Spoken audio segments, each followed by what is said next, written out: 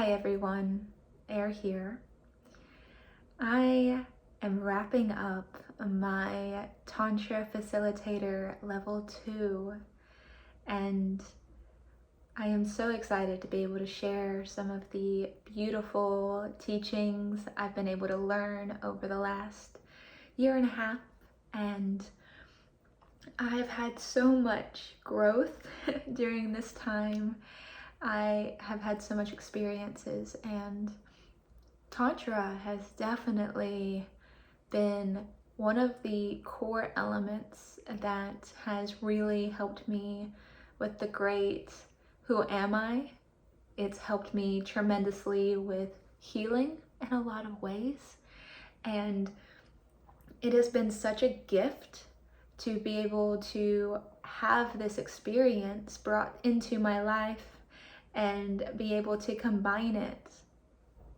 For those of you all that do not know me personally yet, I will share that I am a huge advocate for taking the Western and the Eastern perspectives and healing and bringing them together. I do not believe that one is better than the other. I also do not condemn anyone for having a preference towards Western medicine or Eastern medicine. I do not have any preference even towards how you feel your healing journey should go. My goal, my dharma, is to learn as much as I possibly can in this lifetime and consolidate it in a way that can be teachable for others and help them break the different chains that they put on themselves and to find the freedom and enlightenment that comes with true generational, multidimensional, in this lifetime healing. Now, if you don't believe in any of that, that's okay too. There are still so many practices that I can teach you within this time together that can be applicable if you are the most Western-minded person in the world. Like, I promise you, you can still gain a lot out of this. Just a little bit about me. Again, my name is Air. It's super simple. If you forget it, all you need to do is breathe. And I always kind of have that tongue-in-cheek moment with people because I'll straight up be like waiting, and then they'll take that breath and they'll be like, oh. I'm like, yes, everything is in the breath. And I am an air sign. In fact, I have only air and water in my charts. I have a lot of air, triple air over here, Gemini, Aquarius, Gemini. And that is probably the most astrological thing I'm going to say today, and I'm okay with that. So moving into more of the practices that I have brought to the table for us today this is going to be primarily Tantra focused, but I also am going to bring in some of the education I have through the psychotherapy and obtaining those degrees. And then also I am a yoga instructor. I teach yoga. I love yoga. I am a huge component when it comes again to not just the physical asana of yoga, but the actual yoga philosophies in the truest form, because those bring a lot of wisdom into daily practice. So I'm combining all three of these together, the Western, the yoga, and the Tantra, but in this particular case, I want to really focus on Tantra. Tantra as a history gets such a bad rap, and I definitely can see why when I'm looking at it through the Western lens. Tantra gets represented as this kind of radical, highly sacral energy type of dynamic where people just go around and there's no limitations to anything. There's no boundaries to your body, and that actually goes against a lot of the Tantra principles, but it is what made Tantra popular. And if you look back into the 80s and you look at the musician Sting and how they represented Tantra back then, it makes complete sense. And it's almost a lost practice in the way that it's not being truly represented for what it actually means to be in Tantra or to practice Tantra. So I invite people, whenever you think about Tantra, is to think about it into the terminology of intimacy. Now, intimacy, I don't necessarily mean physical intimacy. I mean into me, I see. So for me, this was one of the bigger concepts when I was first learning about Tantra, is how can I be intimate with myself? How can I radically accept every single piece of myself and bring that in to my daily lifestyle?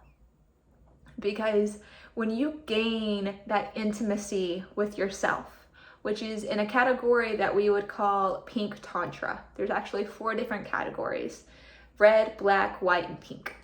And pink is really about the self-love.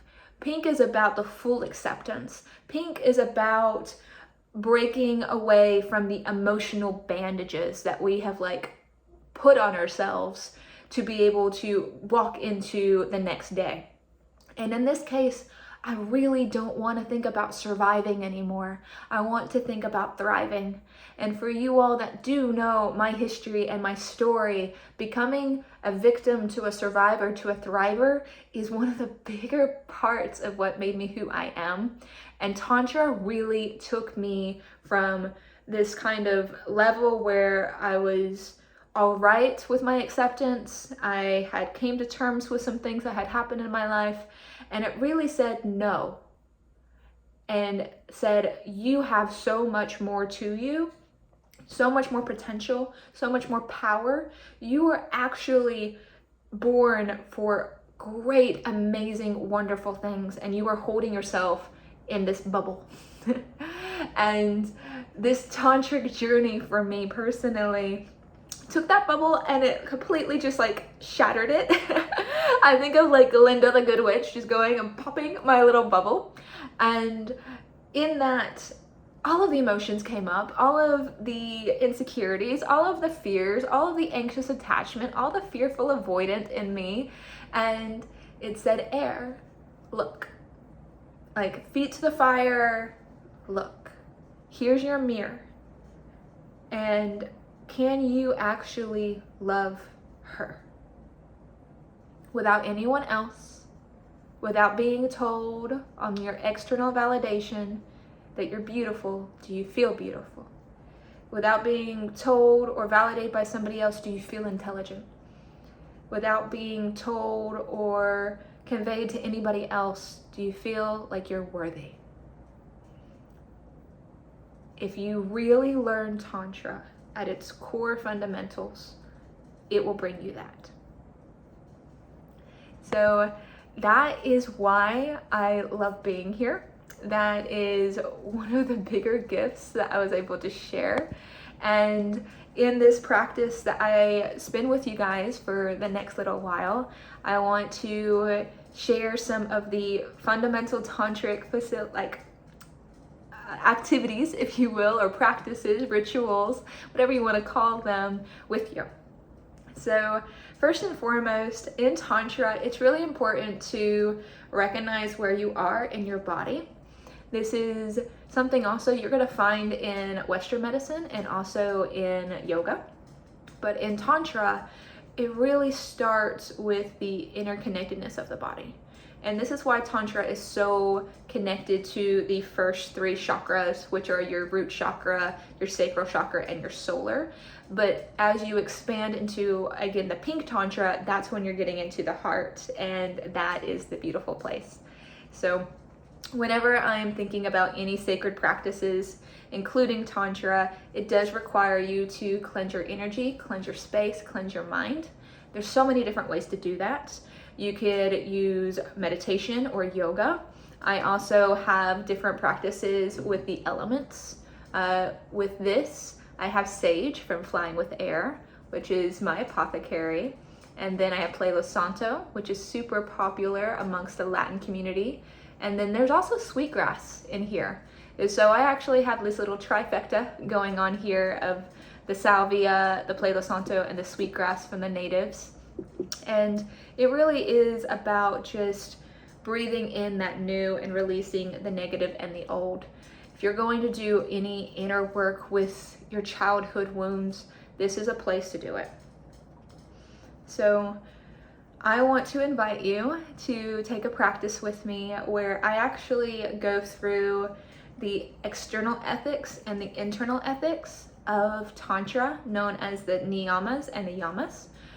But I want to do it in a practice of a meditative state. And this is going to require some trust, and this is going to require some open-minded nature, and it's going to require some intimacy with yourself. The beautiful thing about this practice is I'm not going to ask you to have to share anything with me. I'm not going to ask you to do anything that makes you uncomfortable. Again, this is completely your private practice, and I am just here to help facilitate or to guide you along the journey. So, at this time, I am going to ask that you find a comfortable position. You can be sitting, you can be laying down in a corpse pose or shavasana. I just invite you to find something comfy. Maybe you're even in your car. And I love car therapy. Car therapy is probably where I've had some of my most intimate moments. And as you are sitting or laying down, I want you to really tune in to yourself.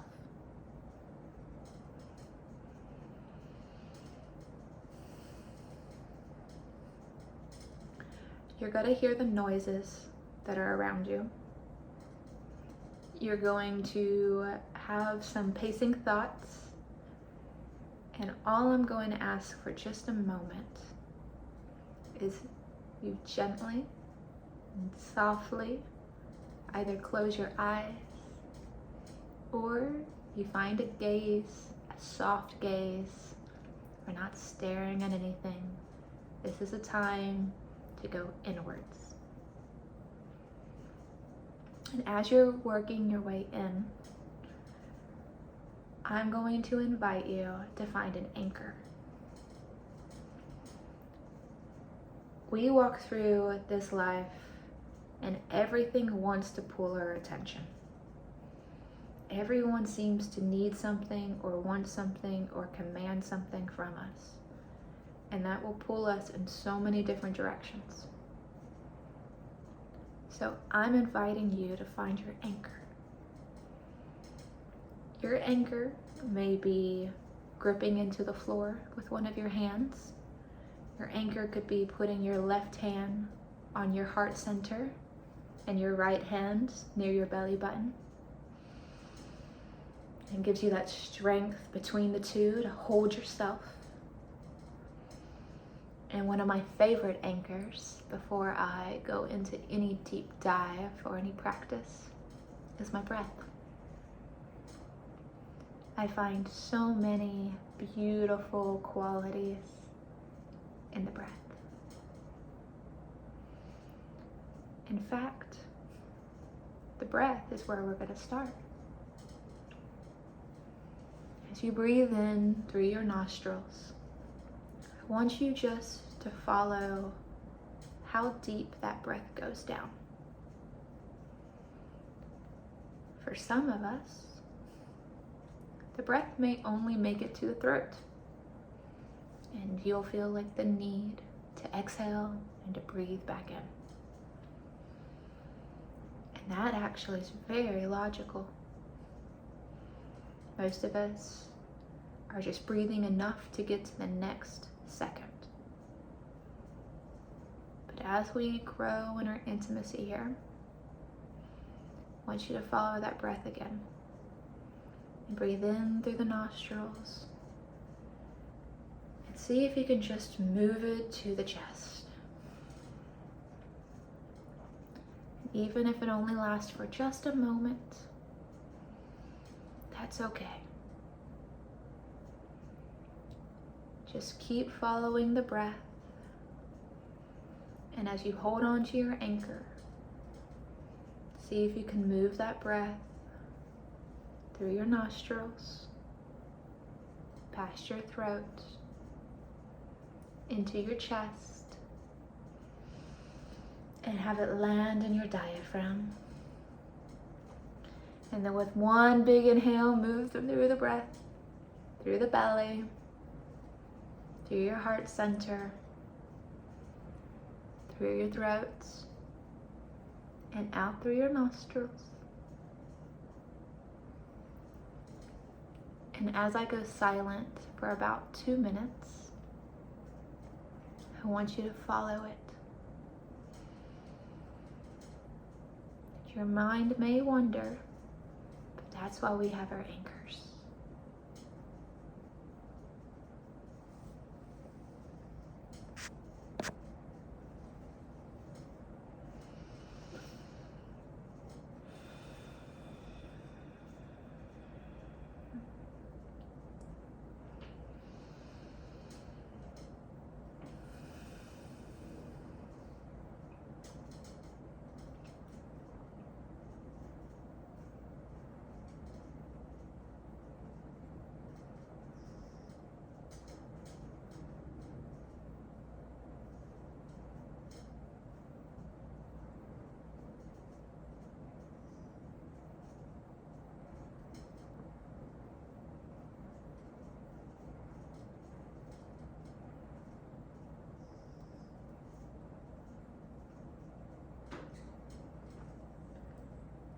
In Tantra, a big component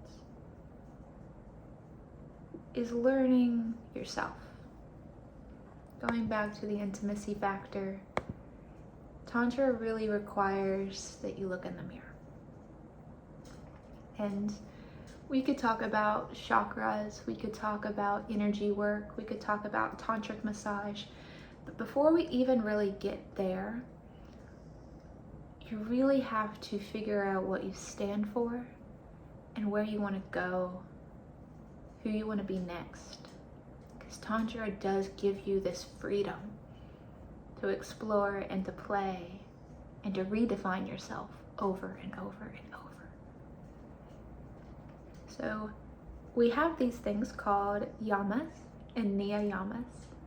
And these are Sanskrit words that have to do with external and internal ethics. Now, the external ethics have to do with how we represent ourselves to other people, other situations. What do we stand for? So, again, I want to revisit ourselves. If your eyes have opened, that's okay. Let's go back into our anchor, back into our heart center, back into our head space. And I'm going to name off these yamas and niyamas. And I want you just to have this pure conversation with yourself of how do these show up in your life? What do you think of these? Do you agree with them? Do you disagree with them? Do you practice them? Do you not practice them but feel like you should? And it's a place where there's no judgment. Again, I'm not asking you to share these principles. I'm not asking for any comments or any notes. Like, if you feel led, then yes, by all means, let's share space together. But more importantly, this is for you. And I need that release for your mind and your heart just to be honest. That's the only requirement here. Is as you breathe in and you're feeling this heart center, you're feeling who you are, just be honest with yourself. So one collective breath in and one breath out. We're going to start with the external. Sometimes it's easier that way because we don't have to think so much about how we treat ourselves. We're thinking about the outside world. There's this Yama, and it's probably the most famous one. It's ahisma. It means no violence, no harming, and always. So as you think about that concept, are you bringing harm to anyone in your life? Are you hurting somebody in your life? Are you hurting somebody by not showing up as your best self? And what about nature? Are you hurting nature? And are you hurting animals in any type of way, causing harm? And I'm not necessarily advocating for being vegetarian, but are you ethically shopping for your animals? Are you ethically showing up for people and being fair and showing justice without self-abandonment? Because ahisma means no violence. And when you abandon yourself, you are being violent to yourself. So take the next 10 seconds and just really dive into that. Take note.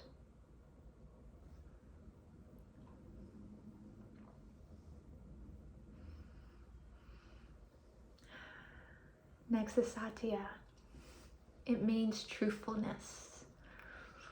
This can be difficult. To be honest, to be truthful. They're actually different. To be honest means to have the purest of intent as you share something. And to be truthful means to always speak your truth. So, are you being truthful to the people in your life? Are you being honest with yourself? Benevolent, even. Honesty and truthfulness, they go hand in hand a lot of different ways.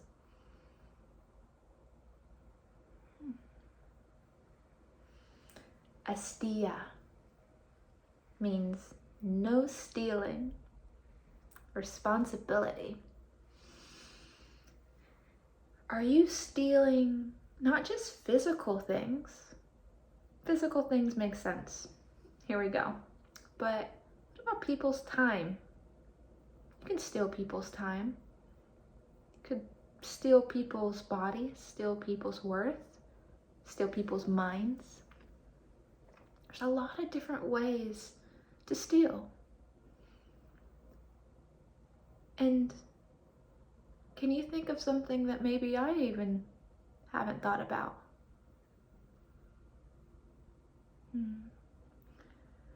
Brahmacharya.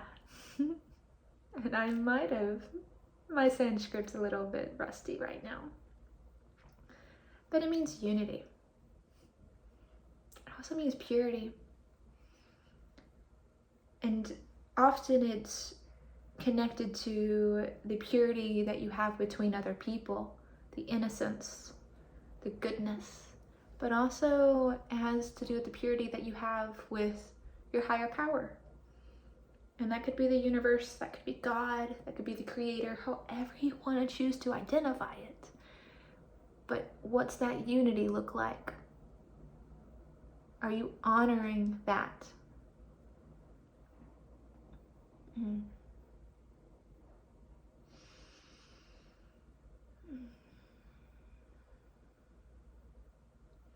Paragara. This is generosity.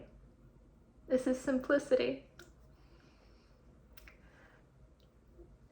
How often do you feel like you are indecisive?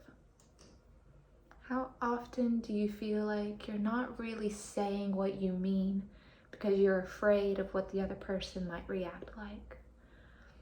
How generous of a person are you? Are you generous to yourself? There's this beautiful polarity idea, and I love teaching it in the masterclass, of finding the balance. And often the balance in life is very simple. But if we go down the ego rabbit hole, that's where pain can live. So how simple are you living? How generous are you being? Now, I want to invite you, because if some things have come up, and I'll even admit some things have come up in my head as I'm sharing this with you all, return back to that breath. Return back to your mind's eye. Find your anchor, whether it was gripping the floor, the hand on the chest, the hand on the stomach. And exhale, and if it needs to be vocal, let it be vocal. Because I have 5 more for you, and these are called the Niyamas. And the Niyamas are all about the internal. We actually did the easy work already. This is a little bit more self-identifying in a lot of ways. So, Sukha. It means clarity and purity. How clean are you being? And I'm going to be literal for a moment. How clean is your space? How clean is your energy? How clean are you keeping your environment? That way you feel safe. Feel like you're in control. You feel grounded. How clean is your room, your kitchen, your car? How clean is your body?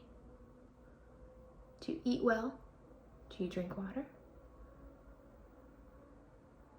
And your spirit, how clean is your aura? Are you self-abandoning and weakening? Are you resting? This is all about being clear and pure.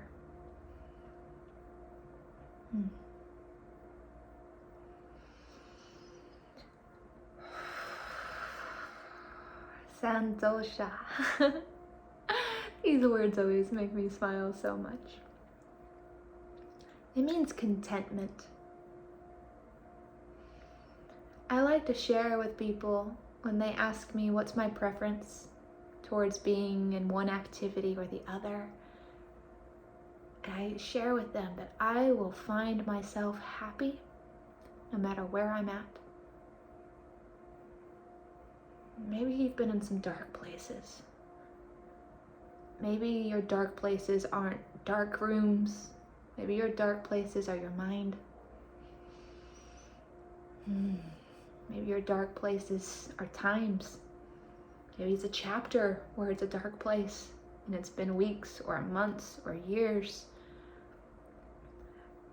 Where can you find your contentment in those dark places? Santosha.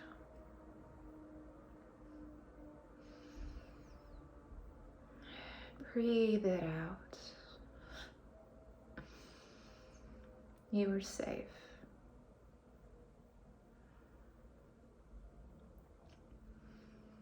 Our next one is tapas. And we're not talking about food, but tapas is masculine type of energy because it's very disciplined and it's sacrificial. How disciplined are you? What's your routine like? Do you have a routine? I often talk to people in the Western world for psychotherapy practices and therapy from even myself, anxiety and depression are real things. And some of the fundamental core values to get out of those spaces is discipline. It's tapas. Make yourself a routine. Stick to it. Honor thyself. That energy. Your body. Find some type of physical fitness. Some type of care. Maybe it's skincare. Maybe it's hair. Whatever it may be. But find it. And it will change your life. Tapas will change your life.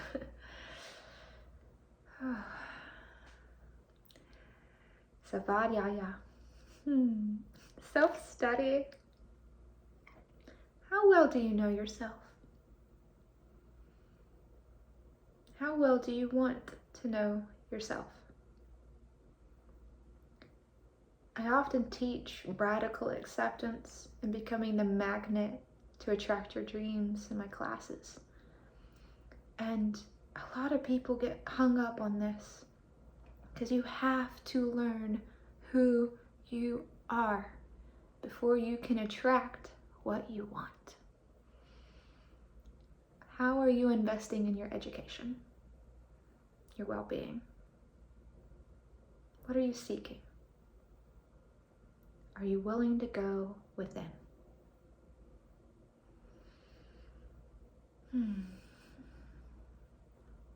This last one is one that I work with every single day. And it is hard for anyone that is type A personality.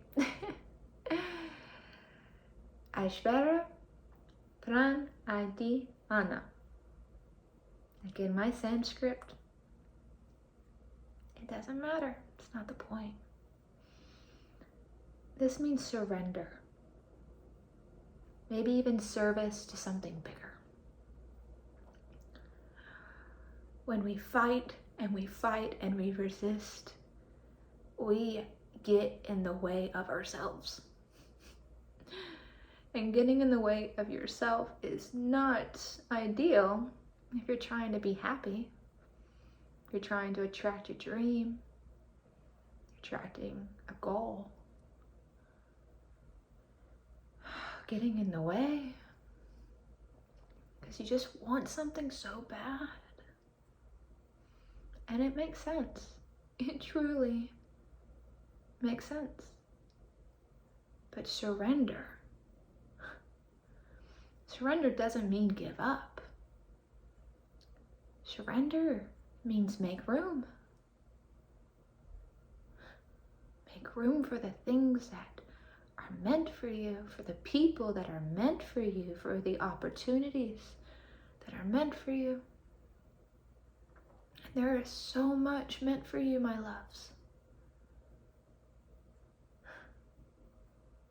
Don't get in your own way. Now, if you've managed to hold on through these waves, these emotions, thank yourself. You don't need me to tell you that I'm proud of you, but if that helps, sure, I'm proud of you. But I really invite you to take this practice and this knowledge, this self-study, and to see what it does for you. See what it can bring you if you let it in, what it revealed. You may slowly begin to move your body and start to tune back into some of the noises that you hear around you.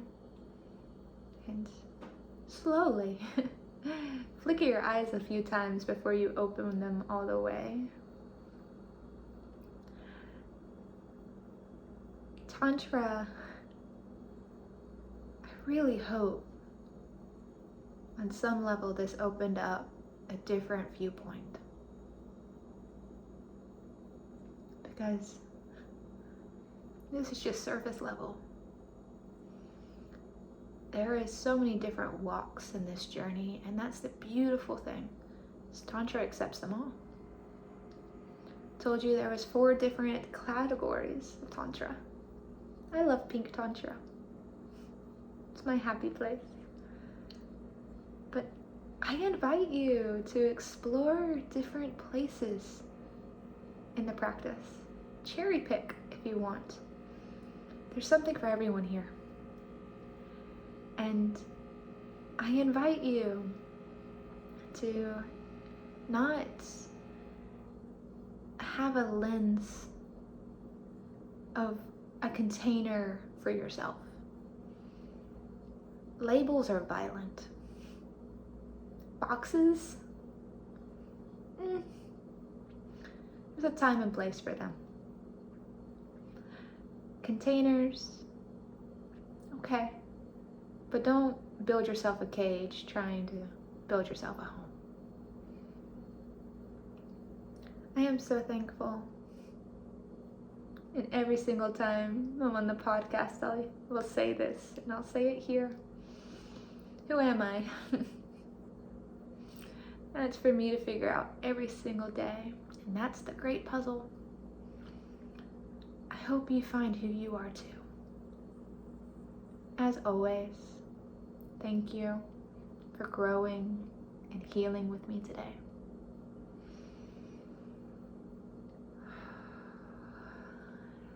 I'll leave you with this. In Tantra, in yoga, in Sanskrit, the word Shanti means peace. And we say it 3 times. The first time we say Shanti, it's to find peace out in this world with people. The second time we say Shanti, it's to find peace in the world as itself, with natural disasters and nature and animals. And finally, the last time we say Shanti is to find peace within ourselves. That can sometimes be the hardest piece to really find. So with one breath and one moment together, Shanti, Shanti, Shanti.